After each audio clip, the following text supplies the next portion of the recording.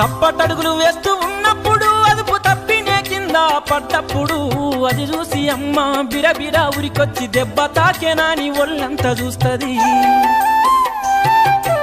ఆస్తిపాస్తులు ఎన్ని ఉన్నా లేకున్నా మేడమిద్దెలు లెక్కలేనన్ని ఉన్నా కన్న కడిపే మేడమిద్దెలనుకుంటది, కడుపు తీపే ఆస్తిపాస్తులనుకుంటది. జ్వరమొచ్చి ఒళ్ళు కాలితే అమ్మ గుండె నిండా బాధ ఉంటది. ఓ దేవుడా నా కడుపును కాపాడమని వేడుకుంటది.